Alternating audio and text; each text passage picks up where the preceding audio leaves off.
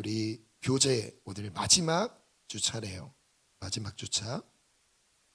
자, 72페이지를 보겠습니다. 위로하심. 말씀을 볼게요. 72페이지입니다. 여러분, 그림 네 가지가 있죠. 네 개의 그림이 있는데 무엇으로 위로를 받는가라는 질문이 있습니다.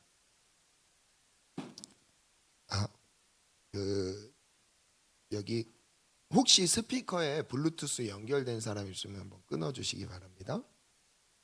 그가 중간중간 딱딱 끊기는 느낌이 좀 들어서 혹시 연결된 사람 있으면 끊어주시기 바랍니다. 나는 무엇으로 위로를 받는가? 참, 위로라는 이 단어는 참 마음을 따뜻하게 해주는 것 같아요. 내 마음을 따뜻하게 해주는 그 위로는 무엇인가? 네 가지를 한번 살펴볼게요. 함께 할 때 위로를 받는 사람이 있습니다. 누군가와 사랑하는 이와 함께 있는 그 자체만으로도 위로를 받는 사람이 있습니다. 좋아진 것 같아요. 자, 두 번째는 격려의 언어를 들었을 때, 칭찬과 격려를 들었을 때, 수고했어, 힘들었지, 이 격려를 들었을 때 위로를 받는 사람이 있습니다. 우리 안에 이런 칭찬과 격려가 가득한 교회가 되기를 원합니다. 아멘. 그리고 세 번째는 도움을 받았을 때예요. 나의 필요가 있었는데 그것이 재정이든 그리고 어떠한 물건이든 이런 도움을 받았을 때 위로를 받는 사람이 있습니다. 그리고 네 번째는 선물을 받았을 때죠. 어떠한 특별한 선물, 마음이 담긴 선물을 내가 받았을 때 위로를 받는 거죠. 예수님께서는 우리를 사랑하실 때 이 네 가지로 다 표현해 주셨습니다. 예수님은 함께 해주셨고요. 지금도 성령님이 우리 영원토록 함께 하신다고 약속해 주셨죠. 그게 위로가 되는 사람이 있죠. 예수님, 우리가 넘어졌을 때도 우리를 일으켜 주시면서 할 수 있어, 잘할 수 있어, 다시 한번 도전해 보자, 아직 우리 인생이 끝이 안 났잖아. 주님 끊임없이 우리를 격려해 주십니다. 그런데 그 격려와 반대되는 그런 언어의 색깔들은 예수님으로부터 온 게 아니에요. 물론 진짜 안 돌이킬 때는 주님 책망하시기도 하지만, 여러분, 내 인생의 책망을 받을 때 자녀가 말 안 들어도 안 들을 때마다 책망하시는 부모가 있습니까? 있을 수는 있긴 하지만 여러분, 그러면 안 돼요. 그럼 자녀 양육에 문제가 생깁니다. 문제가 있어도 문제가 있을 때마다 막 너무 하게 쪼이면서 막 율법적으로 대하면 자녀는 마음의 자유가 없죠. 스스로 뭔가를 자유함 가운데 선택하고 누리는 것을 못합니다. 건강하게 자랄 수가 없는 거예요.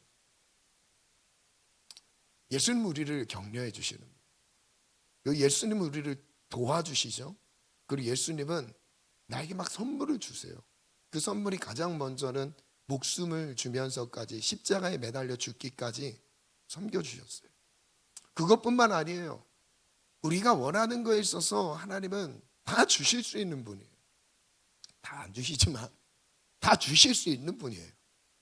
나에게 딱 맞춰서 너무 귀한 선물들을 주시는 분입니다. 자, 한번 생각해 보세요.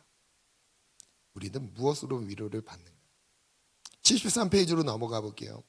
우리가 참 익히 잘 알고 있는 한 성경의 비유를 들려드리겠습니다. 부자와 거지 나사로 이야기죠. 모든 사람을 죽음을 맞이해야 합니다. 죽음을 피할 수 있는 사람은 단 한 사람도 없습니다. 죽음 이후에 또 다른 삶, 영원한 삶이 있습니다. 영원한 안식이 있는 천국과 영원한 괴로움이 있는 지옥으로 나뉩니다. 그 다음 읽어볼까요? 시작. 죽음 이후의 삶은 이 부분 참 중요해요. 죽음 이후의 삶은 죽음 이후에 결정되는 게 아니라 죽음 이전에 결정됩니다. 죽음 이전에 내가 어떻게 살았는지에 대한 결과가 죽음 이후의 삶으로 나타나게 되는 거죠. 그래서 우리가 천국을 바라보는 사람들, 죽음 이후에 영원한 세계에 들어가는 것을 확신하는 사람들은 오늘 이 땅에서 내 삶에 어떠한 결과와 어떤 열매가 나타났는지에 대해서는 매이지 않습니다. 물론 좋은 게 나오면 좋겠죠. 그러나 그렇지 않더라도 여기에 있어서 실망하지 않아요. 왜냐하면 분명한 천국이 우리에게 있으니까요. 그렇다면 어떤 사람이 천국 가게 되며 어떤 사람이 지옥에 가게 될까? 한번 볼게요. 말씀 같이 한번 읽겠습니다. 시작.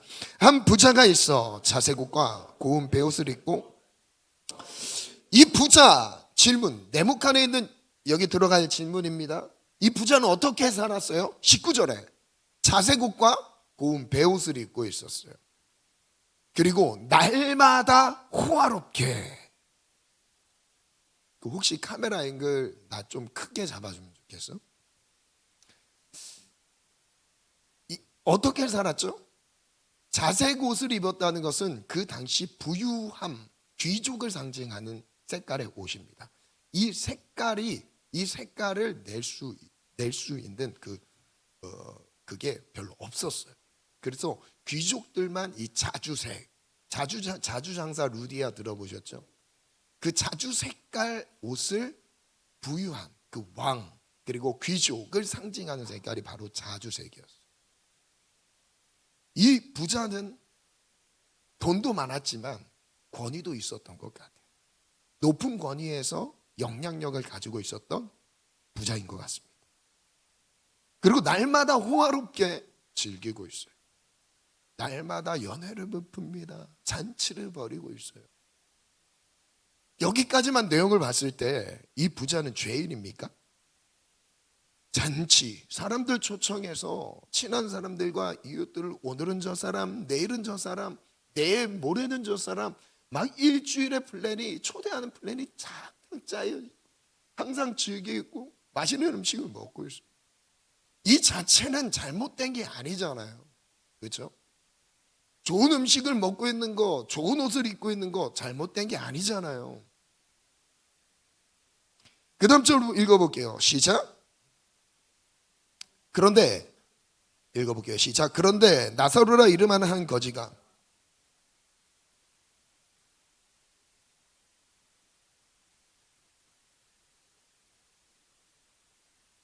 자, 나사로의 상태는 어떻죠? 어떻게 살고 있어요?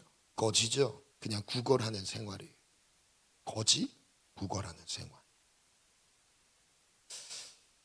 21절까지 읽었어요. 22절. 이에 그 거지가 죽어 천사들에게 받들려 아브라함의 품에 들어가고 부자도 죽어 장사되매. 죽음 이후 거지는 어떻게 됐죠? 나사로는 아브라함의 품에 들려갔어요. 천국 간 거죠. 죽음 이후에. 23절. 그가 음부 지옥에서 고통 중에 눈을 들어 멀리 아브라함과 그의 품에 있는 나사로를 보고. 24절 읽어볼게요. 시작. 아브라함이요 나를 긍휼히 여기사 나사로를 보내어 그 손가락 끝에 물을 찍어 내 혀를 서늘하게 하소서. 내가 이 불꽃 가운데서 괴로워하나이다. 24절까지 내용을 보니까 죽음 이후에 이 부자는 어떻게 되죠? 지옥에 떨어졌어요. 불꽃 가운데 괴로워하고 있습니다. 부자는 지옥 간다라는 공식으로 이해하시면 안 됩니다. 부자는 지옥 가고 거지는 천국 간다라는 걸 말하는 게 아니에요. 그런 게 아닙니다. 자, 그 다음 또 읽어볼게요. 25절 시작. 아브라함이 이르되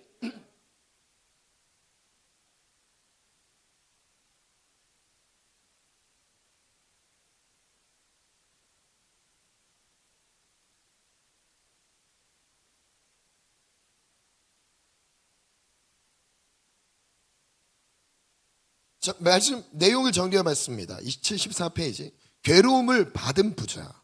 부자는 날마다 호화롭게 즐기는 인생을 살았습니다.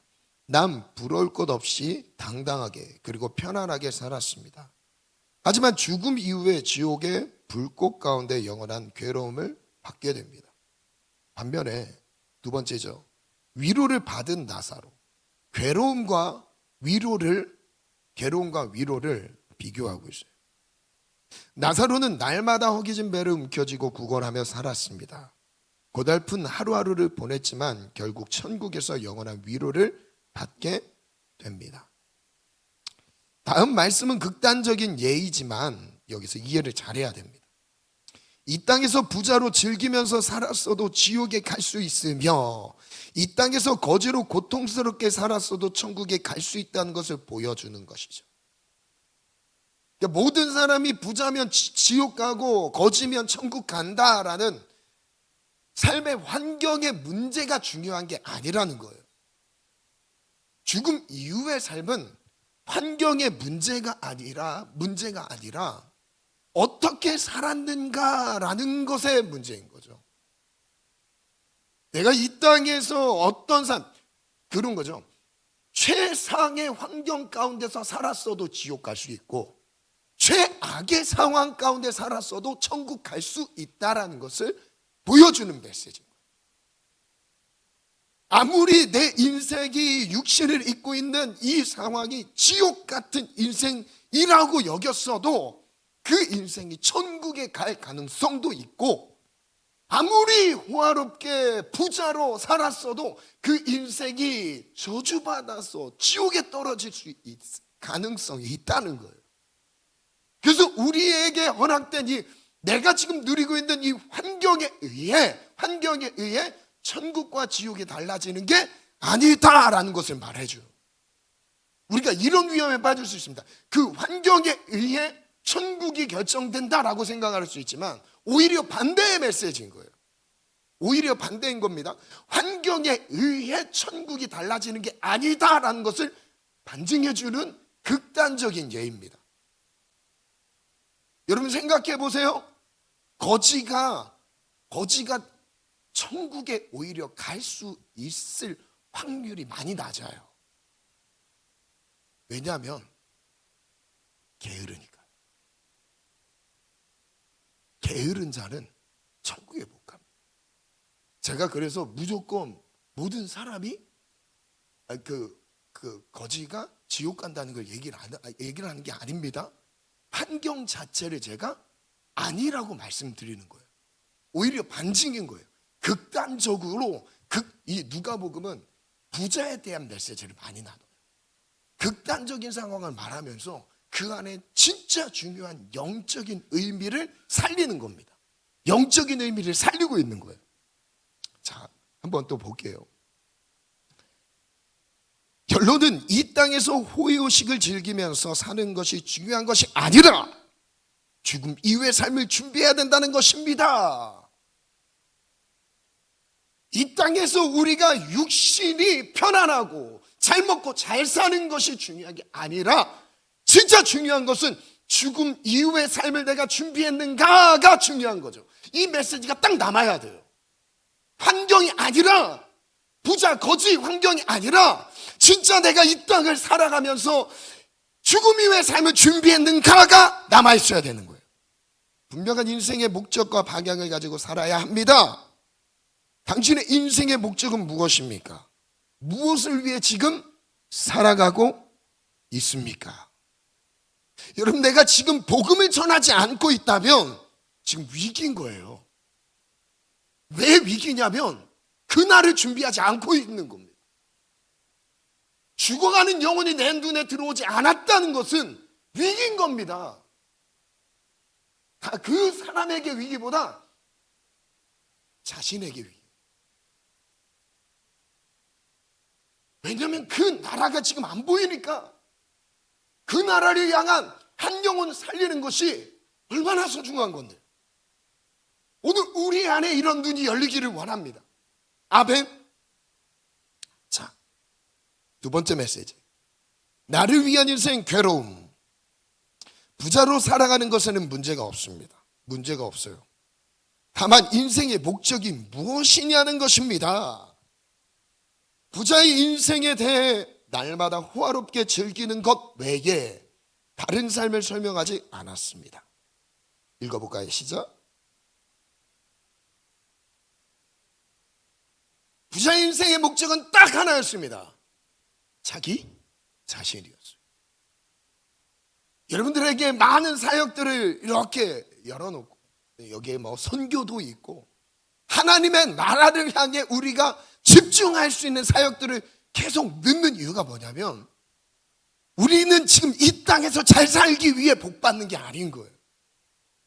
꿈과 비전의 길을 우리가 찾는다는 것은 더 실제적으로 무엇이냐면 어떻게 하면 복음을 전할까? 어떻게 하면 선교지에 어떻게 하면 죽어가는 영혼들에게 다가가서 복음을 전할까? 살 생명을 나눌 수 있을까? 이것을 놓고 기도하는 거죠. 찾는 거예요. 질문입니다. 부자가 지옥에서 괴로움을 받은 이유는 무엇이죠? 말씀을 중간에 생략하고 질문으로 가볼게요. 부자는 왜 지옥 갔을까요? 23절을 한번 볼게요. 지옥에 떨어졌죠. 왜 지옥 갔을까요? 살아있을 때 천국을 준비하지 않았어요. 우리에게 진짜 천국이 실제인가? 오늘 내가 여기에서 나의 인생이 마감된다면 여러분 이것은 우리에게 슬픔입니까? 왜 우리가 슬퍼해야 되죠? 물론 정이 있기 때문에 정은 있죠. 저도 슬프죠. 여기서 웃으면 안 되는데 우리 사랑하는 아내 저도 슬프죠. 그런데 슬픔을 이길 수 있는 소망이라는 게 있잖아요. 슬픔보다 더 큰 소망이 우리에게 있잖아요. 천국에서 만난다는 소망 때문에 죽음이 우리에겐 즐거운 거예요. 데살로니가전서의 말씀 가운데서 우리에게 약속으로 주셨잖아요. 슬퍼하는 자들과 같지 않다라고 말씀하셨어요. 우리는 이 땅에서 죽음으로 인해 헤어졌을 때 마냥 슬퍼하는 세상의 사람들과 다르다라고 말씀하셨어요. 오히려 이 죽음은 더 분명한 소망을 기다리기 때문에 우리에게 이것이 즐거움이 될 수 있는 거죠. 기회가 될 수 있는 거예요. 우리가 살아있을 때 천국을 준비하기를 원합니다. 우리가 지금 이 살아있는 동안이 기회인 거예요. 나사로는 왜 죽었을 때 위로를 받았죠? 25절에 보니까 이런 표현이 나왔어요. 25절 아브라함이 이르되 예 너는 살았을 때 좋은 것을 받았고 나사로는 뭐를 받았대요? 고난을 받았으니. 자 그러면 이런 공식이 들어갑니다. 천국에서의 위로는 이 땅에서 고난 받은 사람이 받을 수 있는 거예요. 그래서 로마서 8장에 현재의 고난은 장차 우리에게 나타날 영광과 좋게 비교할 수 없다라고 말씀하신 거예요. 예수님을 따라가는 동안에 당하는 어려움, 곤란함, 아픔, 슬픔, 고통 이 전체적인 게 고난이라는 이 한 단어로 설명하신 겁니다. 그럼 우리가 예수님의 고난, 예수님 우리에게 십자가의 고난을 보여주셨어요. 십자가의 고난을 보여주셨고요. 그 고난을 따라가는 우리의 삶에서 당연히 고난은 있는 거예요. 그래서 디모데에게 사도 바울이 디모데전서에 약속을 주잖아요. 무릇 그리스도 안에서 경건하게 살고자 하는 자에게는 무엇이 있대요? 박해가 있는. 물론 그 시대의 배경을 이해할 필요는 있긴 합니다. 근데 그 시대는 예수 믿는다는 고백을 가지는 즉시 죽음이었습니다. 아주 극단적인 아주 위험한 상황이 항상 펼쳐지긴 했죠. 지금 우리가 좀 다른 문화이긴 하지만 내가 예수님을 따라가기 위해서 막 집중하며 그 흔들리지 않는 중심을 갖고 있는다면 고난은 따라오게 돼 있어요. 그 고난이 경제적인 고난만을 말하는 게 아닙니다. 관계적인 고난도 나타나고 승진의 위험이 생길 수도 있어요. 근데 여러분 눈 깜짝하지 말고 그냥 담대하게 치고 나가시기 바랍니다. 우린 여기에서 평생 살 사람들이 아니에요. 천국의 시민권을 가진 자들입니다. 아멘. 세 번째 질문인데요. 부자는 왜 죽었을 때 괴로움을 받았죠? 살았을 때 좋은 것을 받았기 때문에. 부자는 나사로 사이에 큰 구렁텅이가 놓여 있어 어떤 문제가 생겼죠? 건너올 수 없어요. 죽음 이후에 결정되는 그 공간에선 이동이 불가합니다. 이동이 불가해요. 천주교에서 말하는 중간 상태가 없어요. 이동이 불가합니다. 이동이 불가해요. 부자는 어떤 마음으로 간청했을까요? 이건 생략할게요. 책에는 무엇이 기록되어 있죠? 계시록 20장 읽어볼까요? 시작. 죽은 자들이 큰 자나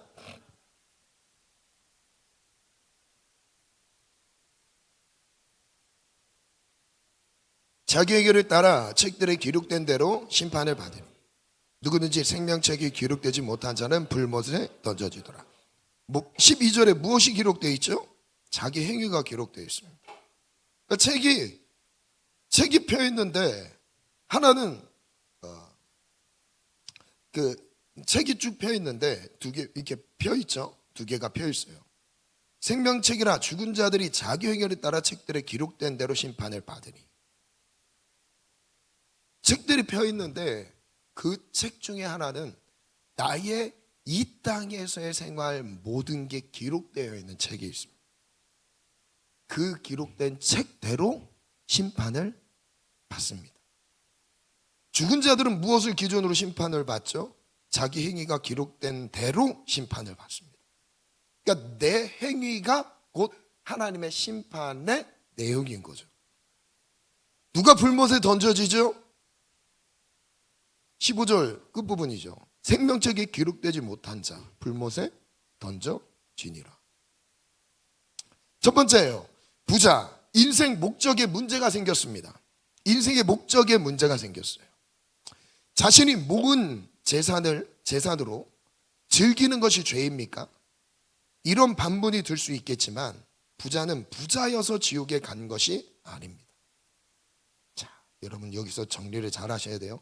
부자는 부자였기 때문에 지옥 간 게 아니다. 인생의 목적에 문제가 있었던 것입니다. 아무리 부자라도 인생의 목적이 틀어지면 지옥 간다라는 거예요. 아무리 가난해도 인생의 목적이 하나님 앞에 맞아 있으면 천국 간다는 겁니다. 그럼 우리가 지금 집중해야 될 하나님이 주시는 메시지는 무엇이냐면 오늘 나는 왜 사는가예요. 나는 무엇을 위해 살았는가? 난 지금 어디로 가는가? 난 지금 잘 가고 있는가? 두 번째예요. 생명책에 기록되지 못한 인생. 죽음 이후에 심판이 있습니다. 세상에서 살았던 모든 행위대로 심판을 받습니다. 그 다음 읽어볼게요. 시작. 부자는 생명책에 기록되지 못해서 지옥에 갔던 것입니다. 그 원래로 따지면 그 계시록에 나온 계시록 지금 20장이죠. 15절의 말씀을 근거로 보면 이 부자는 생명책에 기록되지 못했기 때문에 지옥에 갔던 거였어요. 그럼 부자의 인생 목적을 한번 볼게요. 나사로 이야기에 나오는 그 부자와 똑같은 부자는 아닌데 누가복음의 비슷한 맥락 안에서의 부자를 소개해 볼게요. 누가복음 12장이에요. 함께 읽어볼게요. 시작. 그리고 그들에게 비유를 하나 말씀하셨다. 비유로 말씀하신 거예요. 시작. 어떤 부자가 밭에서 많은 소출을 거두었다. 그래서 그는 속으로 내 소출을 쌓아둘 곳이 없으니 어떻게 할까 하고 궁리하였다. 이 소출 한번 생각해 보세요. 18절 시작. 그는 혼자 말하였다. 이렇게 해야겠다.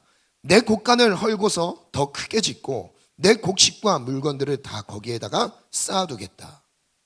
질문이에요. 부자는 왜 곡간을 더 크게 지었죠? 소출이 풍성했어요.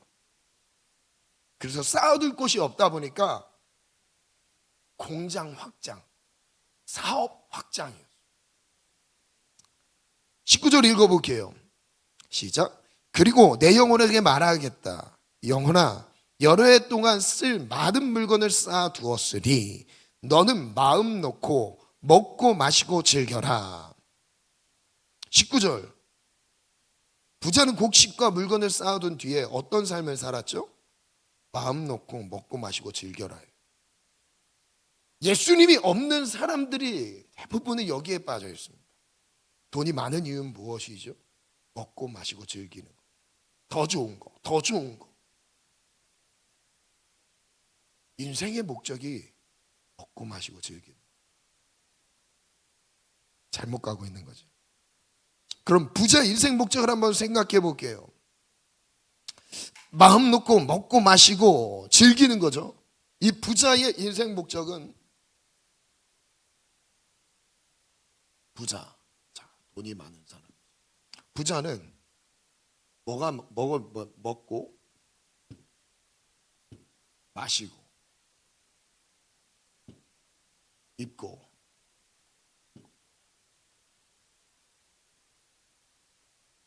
살았던 내용입니다.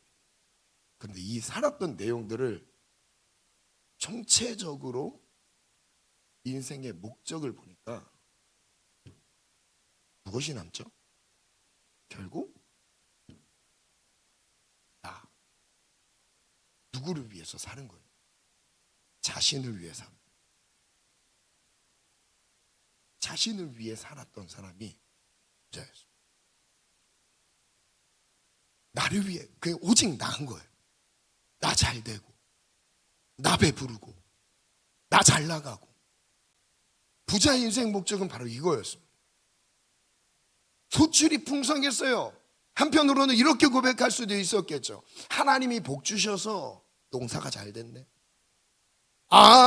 씨를 조금 더 뿌리니까 평수를 좀 늘렸더니 거기에서 좀 더 잘 됐네. 하나님이 복 주셨네. 그 다음에 어떤 것으로 나왔어요? 먹고 마시고 입는 것으로. 여기와 또 연결되어 있는 성경 구절 생각나는 게 있지 않아요? 마태복음 7장 넘어가면요. 마태복음 뭐라고 말씀해요? 이방인들이 구하는 것은 먹고 마시고 무엇을 먹을까, 무엇을 마실까, 무엇을 입을까죠. 그러나 너희들은 이것을 위해 구하지 말아라 라고 말씀하셨어요. 하늘의 참새들도 내가 입히고 들의 백합화도 내가 입히는데 하물며 너희일까 보냐라고 말씀하시죠. 그러므로 너희는 무엇을 구하세요? 먼저 그의 나라와 그의 의를 구하라. 그러면 이 모든 것을 너희에게 더하시리라. 그러니까 이런 것을 누리는 것 자체가 잘못된 게 아니에요. 우선순위의 문제.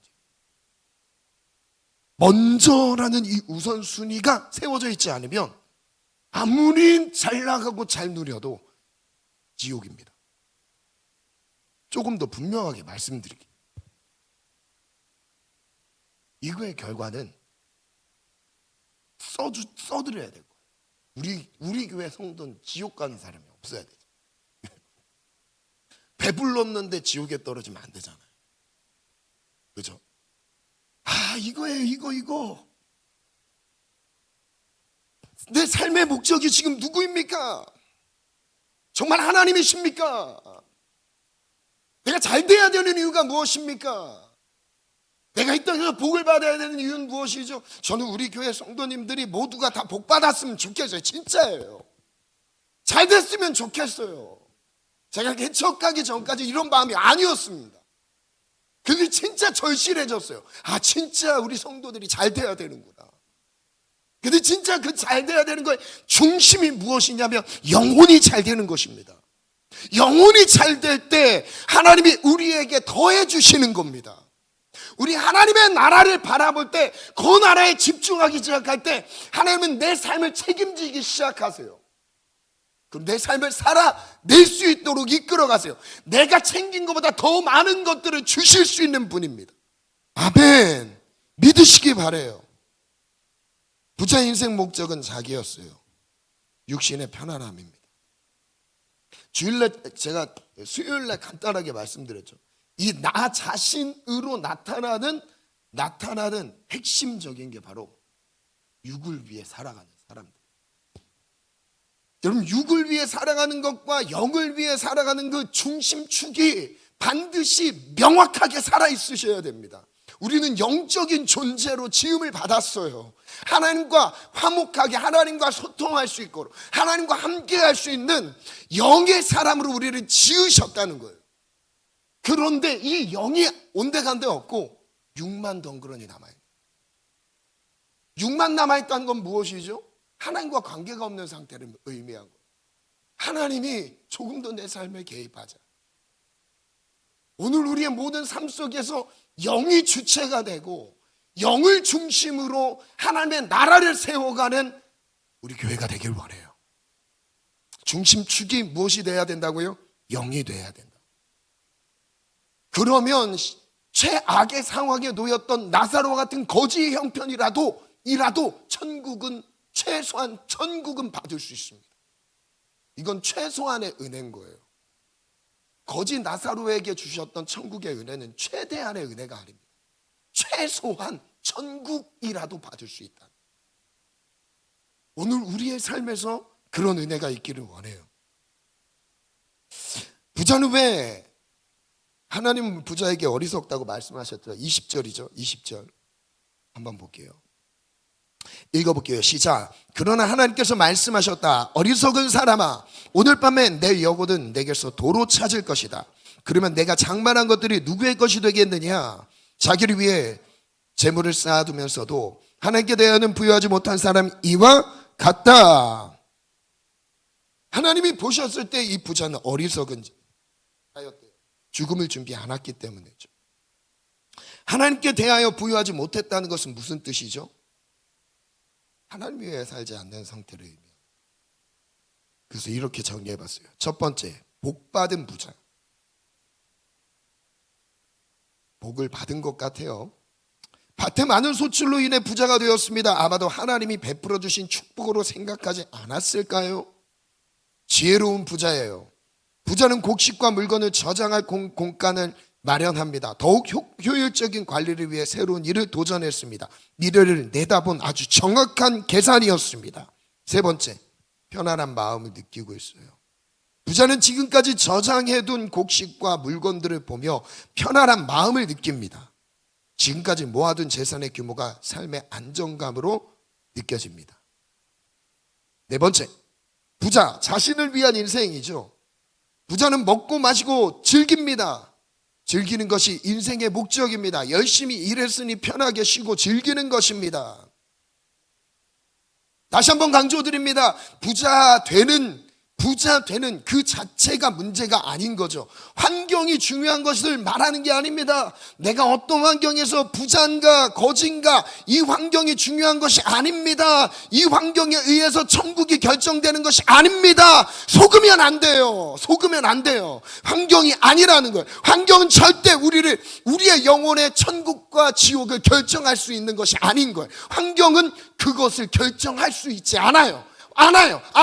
중요한 건 삶의 목적이 무엇인가요? 나 지금 어디로 가고 있는가요? 부자여도 지옥 갈 수 있다는 거예요.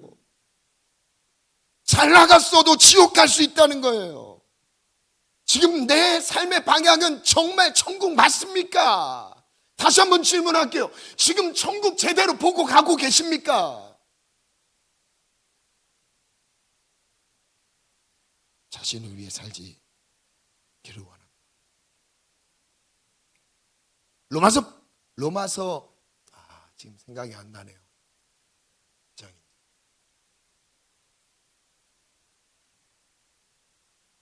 자신을 위해서 살지 아니야. 암송하는 사람이네. 제가 암송을 하는데 까먹었어요. 자신을 위해 살지 아니야. 알죠? 암송 모임을 일으켜야 될 것 같습니다. 이거 진짜 이거 암송 못하면 이건 아닌데. 알아요? 넘어가겠습니다. 창세기 1장 27절 가볼게요. 하나님이 자기 형상 곧 하나님의 형상대로 사람을 창조하시되 남자와 여자를 창조하셨다. 하나님이 창조하셨어요. 그리고 21절 이사야 읽어볼게요. 시작. 이 백성은 내가 나를 위하여 지었나니 나의 찬송을 하게 하려 함이니라. 질문, 두 번째 질문 보세요. 하나님이 사람을 창조하신 목적이 무엇이라고 말씀하시죠? 하나님을 찬송하는 것. 물론 하나님을 위해 산다라는 것으로 생각할 수 있겠지만요, 하나님의 입장에서는, 우리의 입장에서는 위해이지만 하나님의 입장에서는 하나님과 함께하는 거예요. 같이 있고 싶으신 거예요. 마태복음 6장 읽어볼게요. 시작. 그러므로 염려하여 이르기를 무엇을 먹을까 무엇을 마실까 무엇을 입을까 하지 말라. 이는 다 이방인들이 구하는 것이라. 너희 하늘 아버지께서 이 모든 것이 너희에게 있어야 할 줄은. 시작.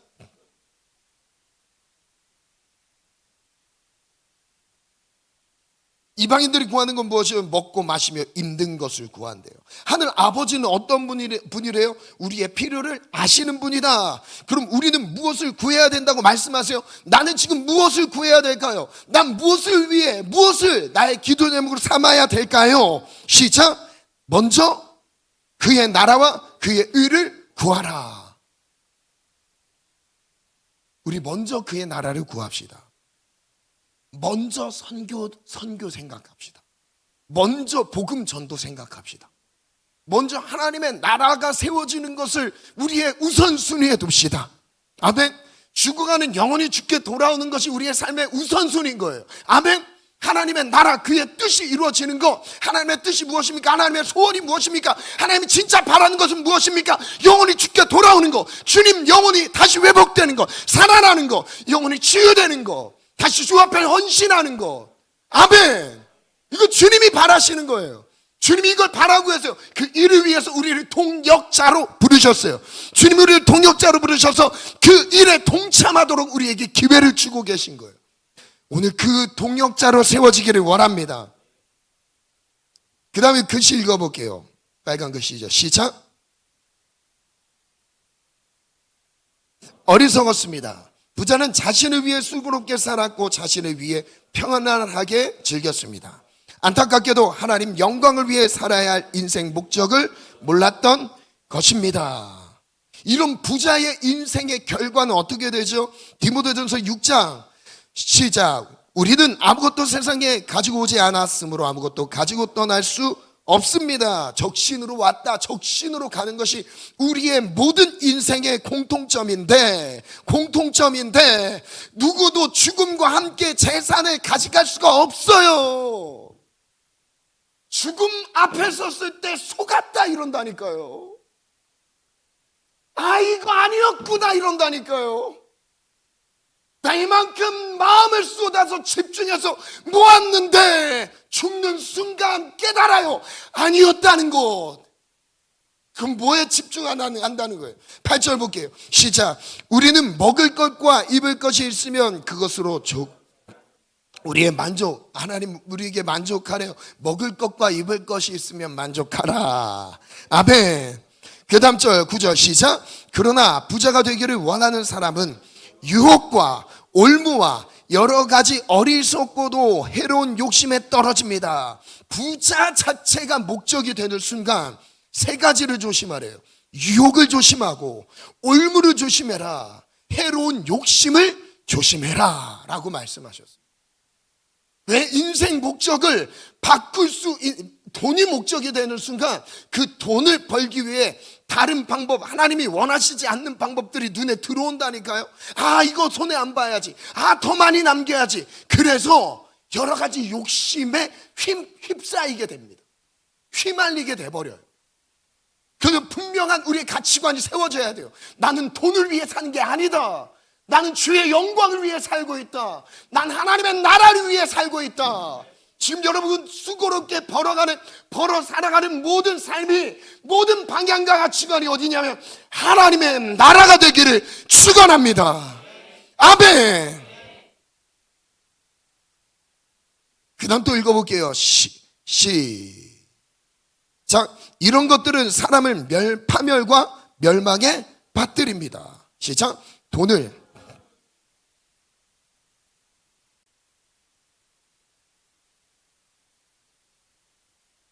아멘. 두 번째 질문 볼게요. 부자가 되기 원하는 사람은 왜 파멸과 멸망에 빠지게 되죠? 부자가 되기 원하는 돈이 목적이 되는 순간, 그 순간부터 이미 시험 든 거예요. 유혹과 올무, 해로운 욕심에 떨어진다. 왜 돈을 사랑하는 것이 모든 악의 뿌리가 될까요? 일만 악의 뿌리가 되나니 라고 말씀하셨죠. 이렇게 설명하세요. 믿음에서 떠나 헤매게 되며 그로 인해 고통을 겪게 된다. 마태복음 6장 24절 읽어볼게요. 시작.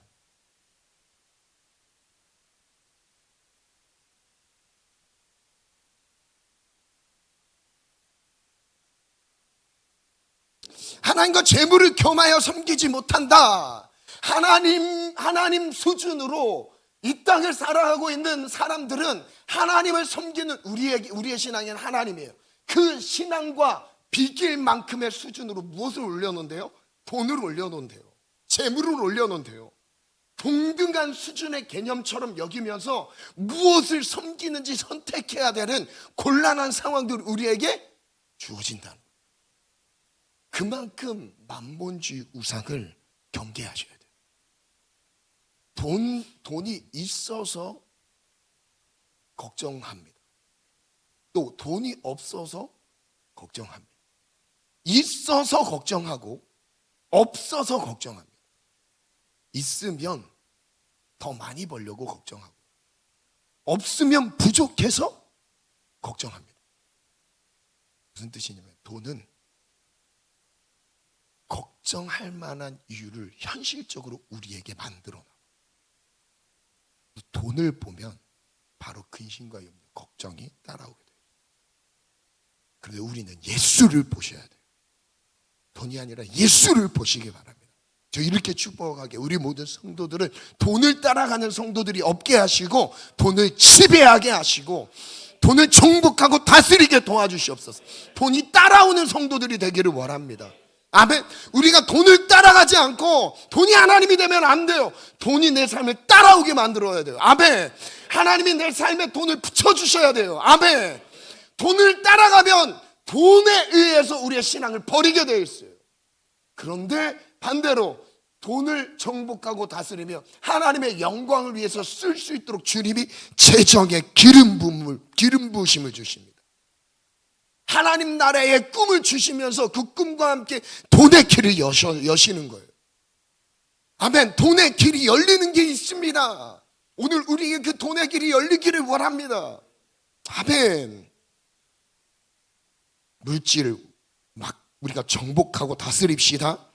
그래서 막 선포 기도하세요. 하나님, 내가 절대로 내 인생에는 돈을 따라가는 일이 없게 도와주시옵소서. 하나님, 내가 재물에 의해서 마음 약해지는 일 절대 없도록 만들어주세요. 그리고 내 평생 예수만 따라가게 하시고 돈을 정복하고 다스림으로 하나님 나라를 위해서 여러분 성부가 되시기를 축복합니다. 아멘.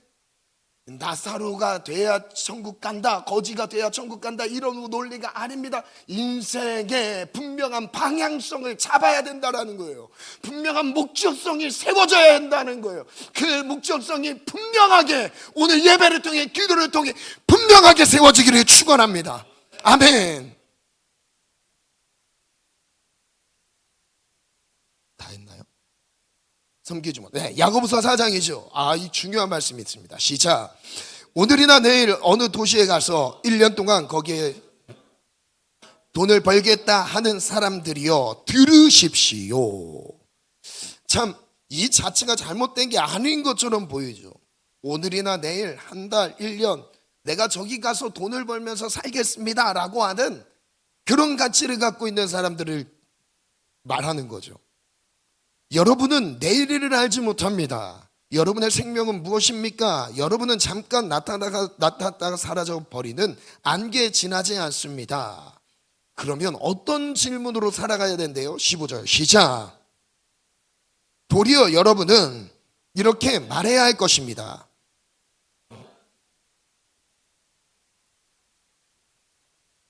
그런데 여러분은 지금 우쭐대면서 자랑하고 있습니다. 그와 같은 자랑은 다 악한 것입니다. 79페이지로 넘어가 볼게요. 우리는 어떤 고백을 가지고 살아야 된다고 말씀하셨어요? 주님이 원하시는 뜻대로 살아가는 거죠. 돈을 벌기 위해 저기 갔다 여기 갔다라는 것을 결정할 게 아니라 주님의 뜻이라면 여기 가고 저기 가는 것을 결정하는 거라는 거예요. 내가 돈을 벌기 위해서 내 거처를 옮겨 다니는 게 중요한 게 아니라 하나님이 원하시는 뜻대로 내 삶을 움직이겠다는 고백을 가지고 있는 거예요. 돈이 나를 움직이는 게 아니라 주님의 음성이 나를 움직이는 삶이라는 거예요. 아멘.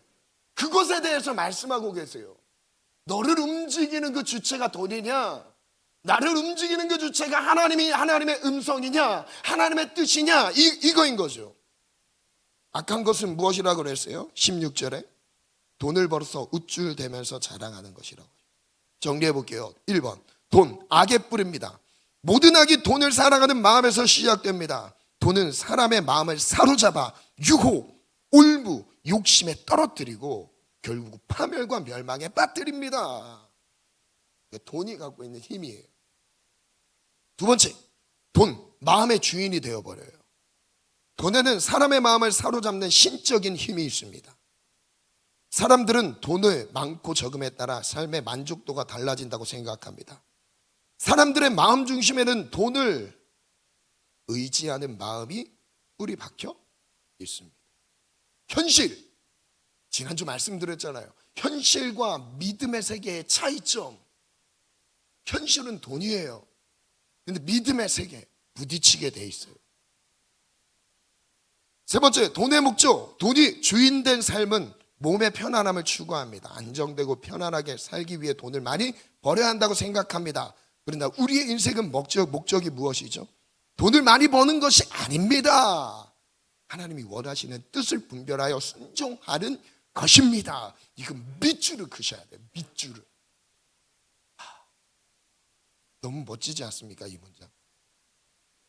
우리의 인생의 목적은 돈을 많이 버는 게 아닙니다. 우리의 인생의 목적은 하나님의 뜻을 순종하는 것, 분별해서 순종하는 것입니다. 그 뜻이 무엇인지 우리에게 말씀하실 때 그것을 분명하게 알아차려서 순종할 수 있는 거예요. 김 목사가 여기서 전도 나가자 할 때 여러분 분명하게 알아차리고 순종하는 거예요. 아멘, 아멘. 여러분 선교 나가자고 할 때 주님, 그날을 우리가 준비하겠습니다. 물론 환경이 되시는 분들 갑자기 사직 써내고 가고 막 그럼 제가 또 곤란해질 수 있습니다. 환경과 상황이 허락된다면 무슨 일이 있어도 선교에 동참해야 되는 거 아닙니까? 아멘. 빨간 글씨 한번 읽어볼게요. 시작.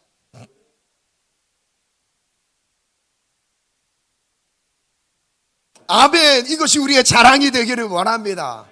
제가 사실 이 돈과 관련된 간증거리가 참 많아요.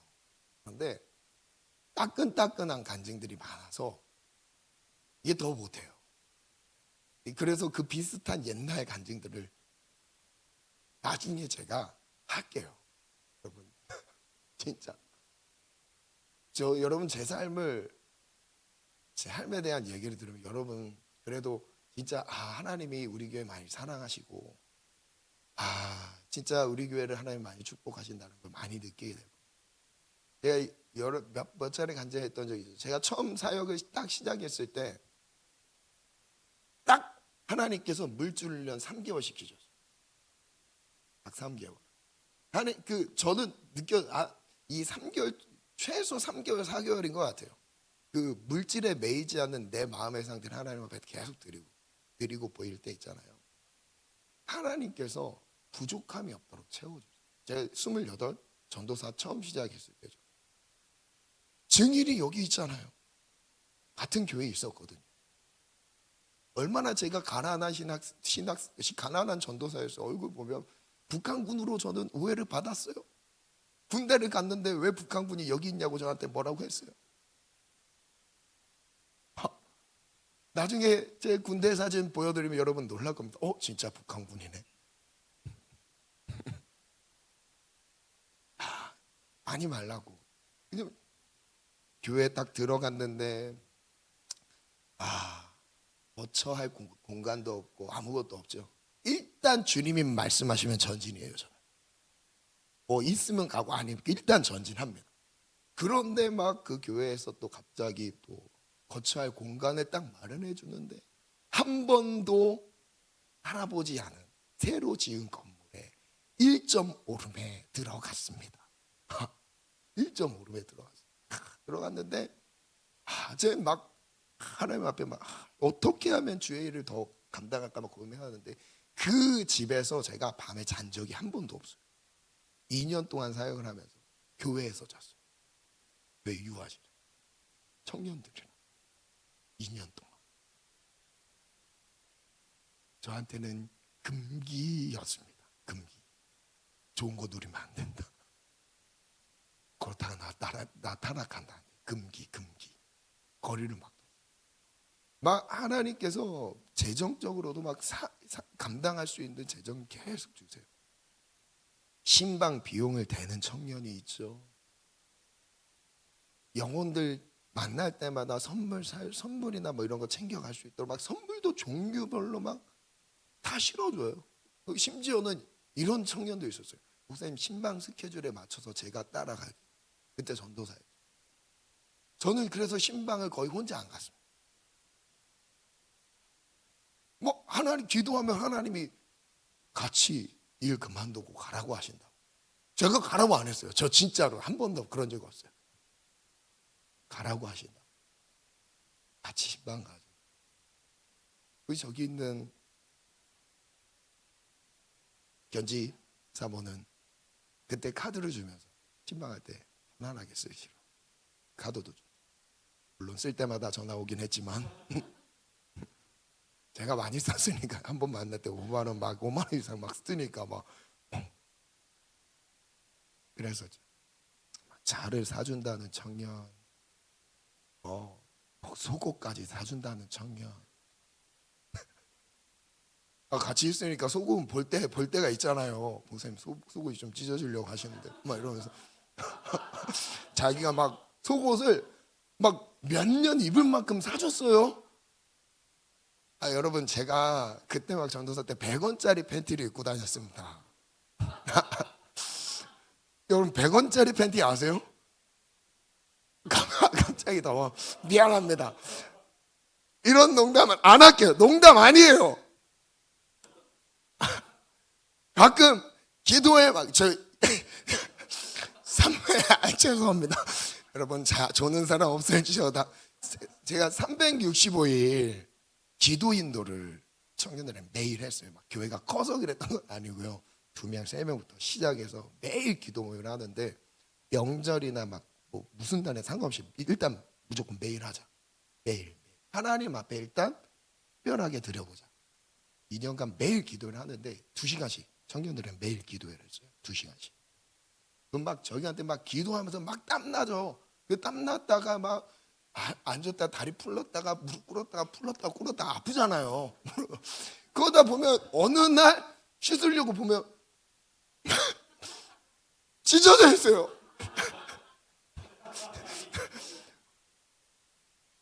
뭔지 얘기는 안 할게요. 상상에 맡길게요. 그 100원짜리 팬티가 신축성이 없는 거예요. 땀나서 붙었는데 무릎을 꿇었는데 우두둑 찢어질 때가 많아서 그러기도 했습니다. 근데 막 그거는 중요한 것도 아니에요. 막 속옷 사고 줘가지고 막 숨겨주는 청년.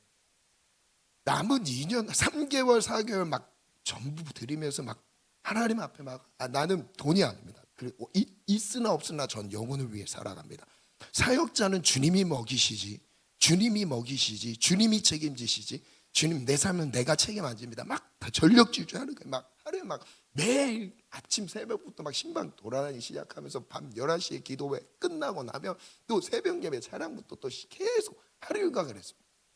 와, 그런데 주님이 진짜 하나님의 영광을 위해 살아가는 중심만 딱 확인되면 하나님이 섬겨주세요. 제 삶을 섬기신다니까요. 아멘.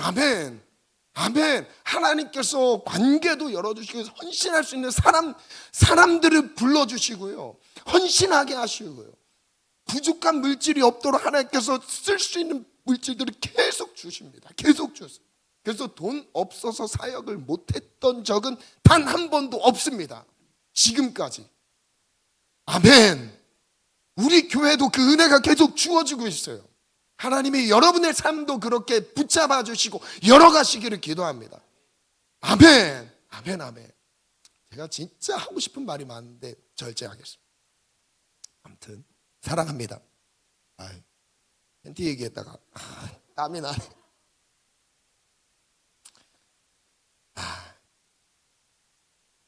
세 번째 가볼게요.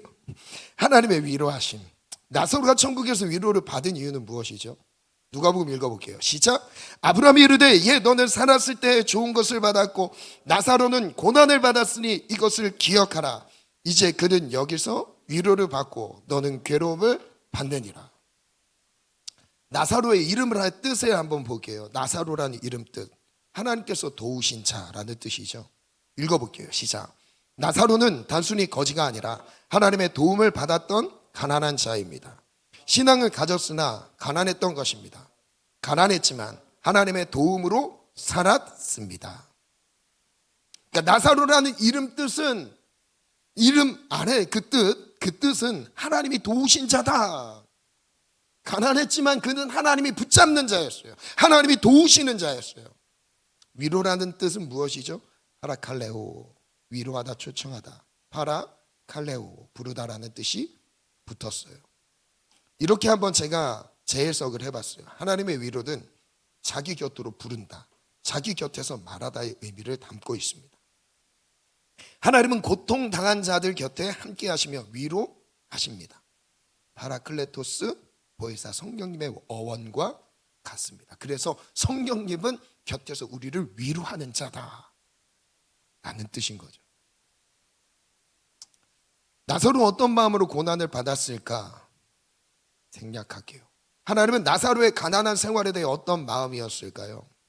고난 중에 있기 때문에 더 가까이 하나님께서 격려해 주시면서 용기를 주시지 않았을까요?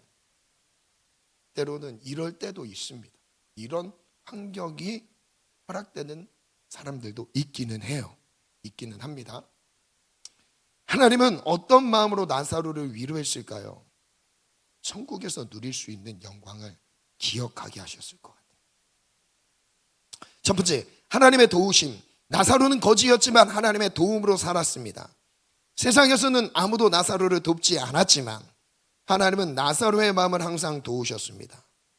하나님의 위로하심, 하나님은 세상에서 고난받았던 나사로를 천국에서 위로하십니다. 하나님 곁으로 부르시며 하나님의 영광을 함께 누리도록 위로하십니다. 81페이지 읽어볼까요? 시작. 비록 비천한 상황일지라도 하나님의 도움으로 살아가야 합니다. 세상적인 부를 즐길 수 없을지라도 하나님과 함께한 자들을 끝내 위로하십니다. 끝내 위로하십니다. 천국에는 어떤 위로가 있죠? 천국에는 어떤 위로가 있어요? 고린도후서 4장인데요. 지금 우리가 겪는 일시적인 가벼운 고난은 비교할 수 없을 정도로 영원하고 크나큰 영광을 우리에게 가져줍니다. 우리는 보이는 것을 바라보는 것이 아니라 보이지 않는 것을 바라봅니다. 보이는 것은 잠깐이지만 보이지 않는 것은 영원하기 때문입니다. 계시록 말씀 읽어볼까요? 시작.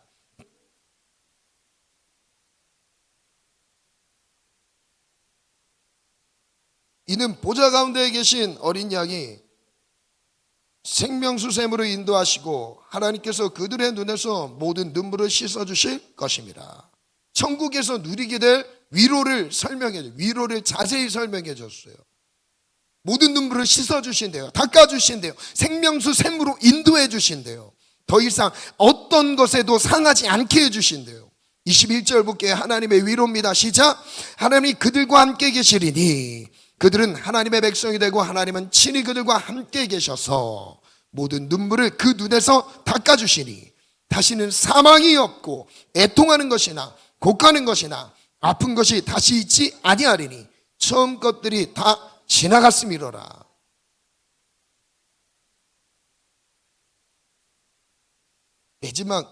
마지막 질문을 볼게요. 천국에는 어떤 위로가 있죠? 계시록 7장에 보면 다시는 주림도 없고 다시는 목마름도 없습니다. 해나 뜨거운 기운의 상함도 없습니다. 계시록 21장에 어떤 위로가 있어요? 모든 눈물을 그 눈에서 닦아주십니다. 사망이 없습니다. 애통하는 것이나 곡하는 것이나 아픈 것이 없습니다. 그래서 이렇게 정리해 봤어요. 첫 번째, 하나님의 위로하심.